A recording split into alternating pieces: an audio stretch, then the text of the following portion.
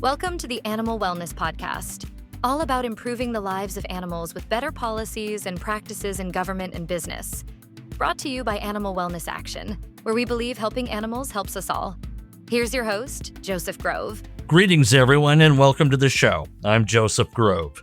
Today, we're bringing you something a little bit out of the ordinary. On May 19th, we hosted a webinar that drew a record number of registrations, all focused on one extraordinary achievement: the release of more than 1,500 Beagles from Ridglan Farms in Wisconsin, one of the nation's largest suppliers of dogs for laboratory testing.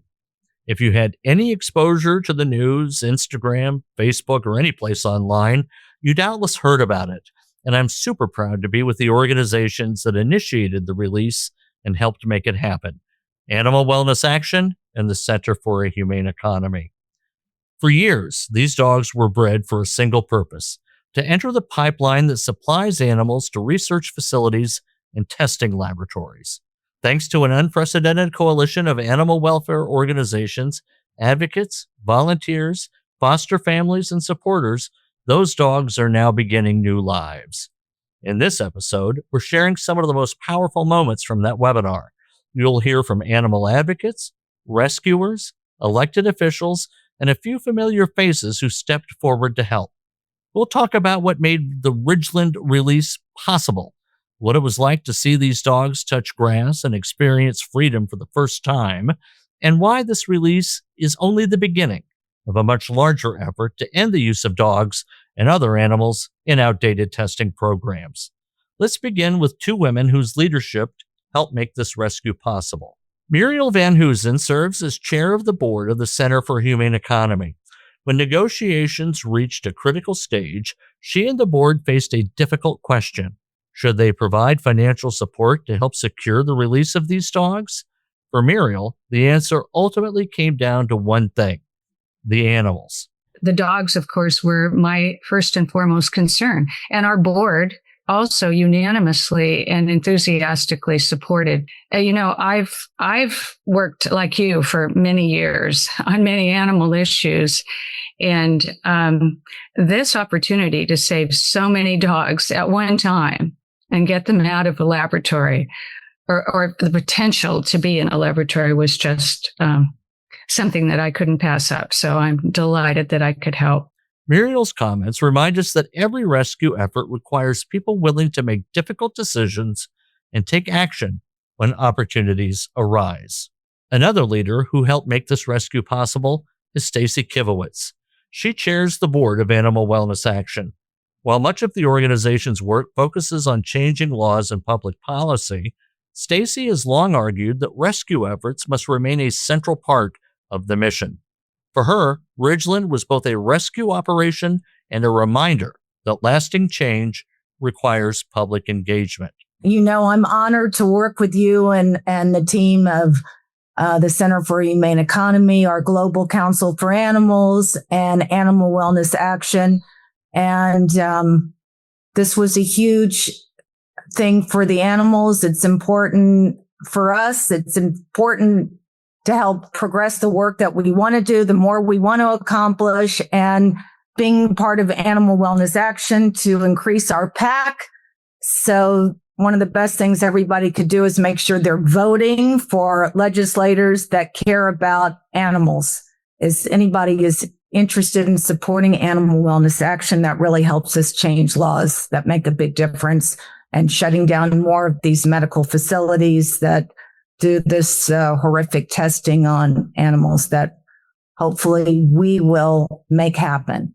The rescue drew support from across the animal protection movement and from some unexpected allies in entertainment. One of those voices was singer, songwriter, actor, and longtime animal advocate Debbie Gibson.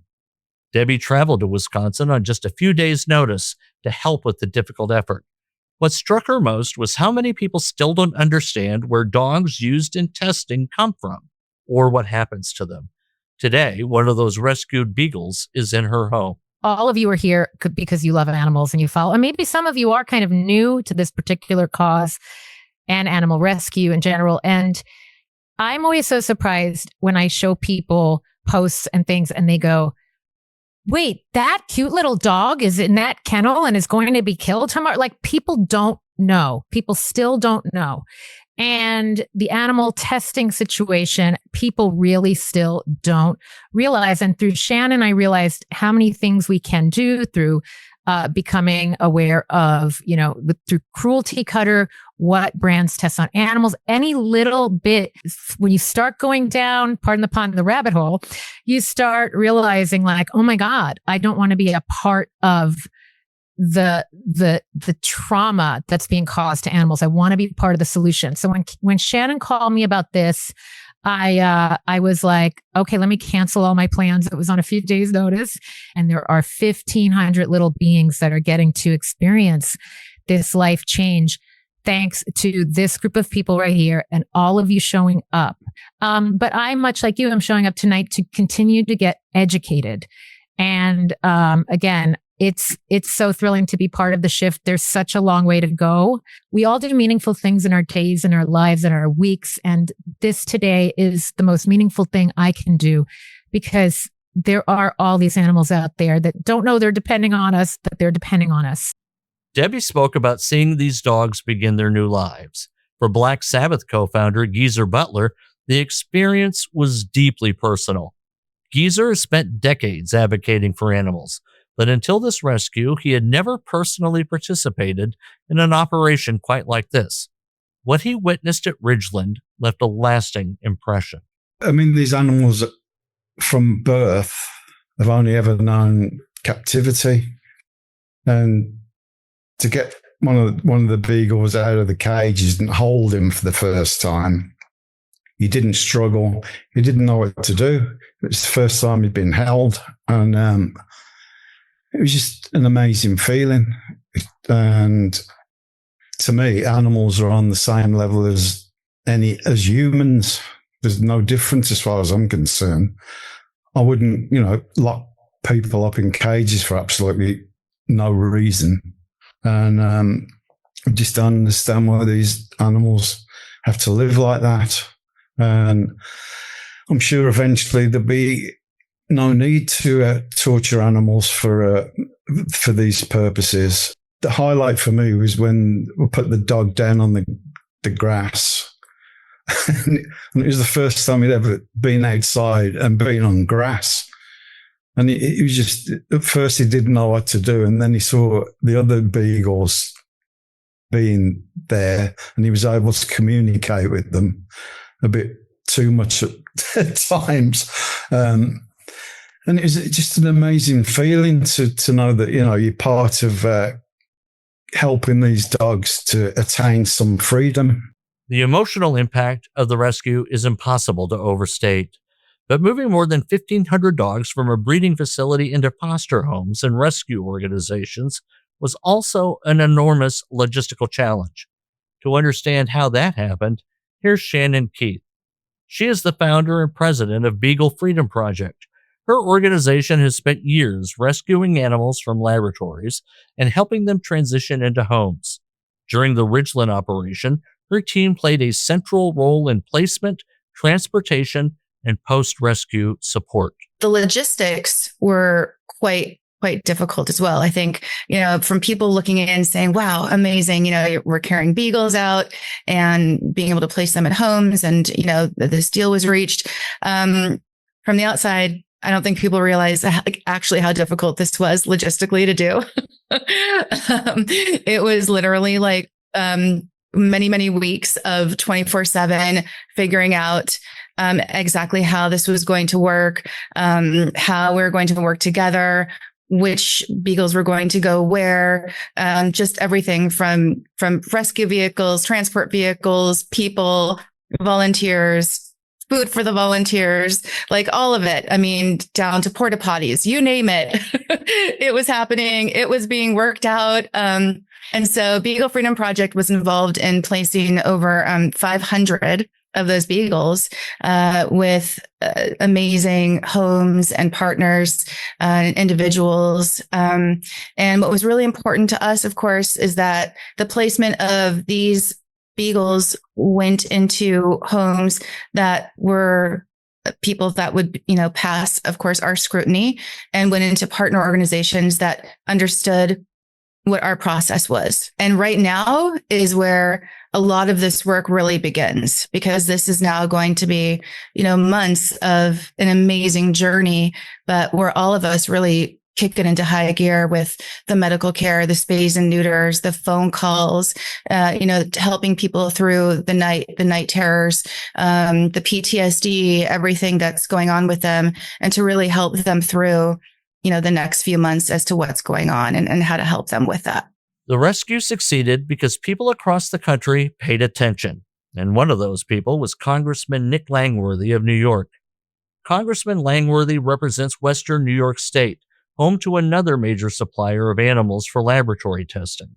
After learning about Ridglan, he began looking closely at the federal policies that sustain animal testing and pledged to become part of the effort to change them. I will admit I'm new to this policy area, but those videos from Ridglan Farms that started showing up in my social media feed, and first my wife's social media feed, who brought it to my attention.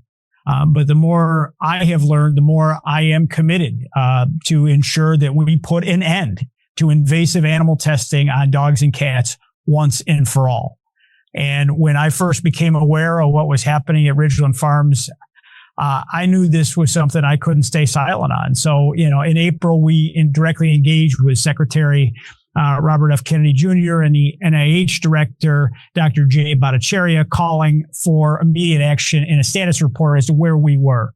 I urge the Department of Health and Human Services and the NIH to provide a full accounting of federal grants tied to Ridglan and to other commercial breeders, and immediately suspend funding for projects involving Ridglan Beagles, and to develop a clear timeline to phase out all federal support for invasive research using dogs and cats bred for experimentation in euthanasia. And increasingly, experts themselves are acknowledging that many of these animal testing models are simply outdated, they're unreliable, and they're unnecessary when more advanced alternatives exist. I mean, I have heard from people from all 50 states since getting engaged in this topic, people of all party affiliations that are excited to see something getting done. And that's why I am going to dig in and work hard within my committee at the Energy and Commerce Committee, but also working with HHS and NIH to ensure that we permanently end taxpayer support for invasive testing involving dogs and cats. I'm locked in for this fight, and I'm not going to give up. And I'm going to work to encourage more colleagues in Washington and everyday Americans to join us as well. Saving 1,500 dogs was historic. But for Wayne Pacelle, president of the Center for a Humane Economy and Animal Wellness Action, the rescue represents something larger, a chance to change the entire system. These animals must be having whiplash to be living in, a setting that is a laboratory animal supplier. The very purpose of breeding them is to then feed them into experiments, whether they're done by Merck or AstraZeneca or Pfizer or other pharmaceutical companies, or they're going to academic testing laboratories or to contract testing laboratories. It's not a circumstance to be born into and to be very hopeful if you're one of those animals. Now, for those 1,500 animals, they are all on a path. Some are already with their new families. I know Debbie has one of them today. These animals now will have love. There'll be no commercial incentive for any sort of use. They'll have people who deeply care about them. The best expression of our humanity, the best expression of our compassion, the best expression of our use of power. And ultimately, our cause is really about checking abuses of power, that in the relationship that we have with animals, we hold all the cards. And we eliminated that animal testing mandate that was in place for more than 8 decades. And that was a vice grip on animals and putting them in harm's way every single day of the year by the millions and millions every year for testing. In what universe do we use in different sectors of our economy do we use 1930s strategies today? These are outdated, archaic practices when we have 21st century human biology-based methods like organs on a chip or organoids or computational toxicology or artificial intelligence that can gather all of the data that has existed on individual, molecules and chemicals. And we have options these days. And we know, because we made this argument in the Congress, that when you first start the process of approving a new drug, you use animals. And then if the drug passes muster in years of animal tests on hundreds or sometimes thousands of animals for a single drug, then it goes to human clinical trials and it fails in more than 90% of the cases. In what world is a 90 to 95% failure rate acceptable? Get off of the sidelines on this issue, right? If you were a protester, thank you for being active. If you were a rescuer, thank you for being active. Now it's time to be a political activist, because that's the only way we're going to get 42,000 dogs out and 107,000 primates out of the system. And we're going to have better outcomes for human health. And I don't say that just as an act of faith. I say it as an act of data and science and historical experience. This is not working. And that's the reason we passed the FDA Modernization Act 2.0. At the end of the day, we passed it unanimously. All the Democrats and all the Republicans in the Congress passed it because they saw that there was not just a moral question. They saw that there was an effectiveness question, and it just wasn't working. So I'm elated about the 1,500 Beagles. I'm committed to doing everything I can to help with the remaining Beagles at Ridglan. I know Muriel and Stacy are. I know that everyone on this panel is. And a lot of people have asked us, oh, what about the others?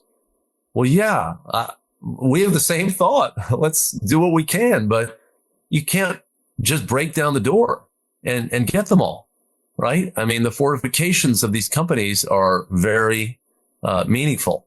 The folks at Marshall Bioresources have major security teams. They have big walls. They have barbed wire. We need a legal solution. And if the National Institutes of Health is the largest grant maker in the United States with tens of billions of dollars going out the door to researchers, why don't we have a policy that says that no money from American taxpayers funneled through the National Institutes of Health can go to research protocols that involve dogs or primates, just as a start? That's what I'm going to work with Nick Langworthy on, and I hope Mark Pocan, and I hope Tammy Baldwin and Cory Booker and Rand Paul and lots of others who have a history of engagement on these issues. But as you saw with Ridgland, people came together. There was something very powerful with millions of people following the cause of these 1,500 dogs. Well, if we're talking about 42,000 dogs and 107,000 primates, why can't we get a proportionally larger number of people involved in that effort? The release of more than 1,500 Beagles from Ridglan Farms is one of the largest and most significant animal operations in recent memory. But as you've heard throughout this episode, it's not the end of the story. It's the beginning of a larger effort to end the pipeline that sends dogs and other animals from breeding facilities into laboratories. The Center for a Humane Economy and Animal Wellness Action are working to secure freedom for more animals, advance FDA Modernization Act 3.0, and eliminate taxpayer funding for outdated animal testing, and finally also to accelerate the transition to modern human-relevant research methods. If you'd like to support that work, please consider making a contribution to the Center for a Humane Economy. Your support helps rescues, investigations, public education, and the policy campaigns needed to create lasting change. You'll find a donation link, videos from the Ridglan rescue, and an action alert in today's show notes. You'll be able to use that action alert to quickly send a letter to your representatives in D.C. to tell them you demand no more animals in the testing pipeline. I'm Joseph Grove, and this has been the Animal Wellness Podcast. Thank you for listening, and we'll be back soon with another episode. Thank you for listening to the Animal Wellness Podcast. Please be sure to subscribe so you don't miss an episode, and follow Animal Wellness Action on Facebook, X, Instagram, and LinkedIn. To stay current with all of our news and information and to take action to help animals, sign up at animalwellnessaction.org. Until next time, remember, helping animals helps us all.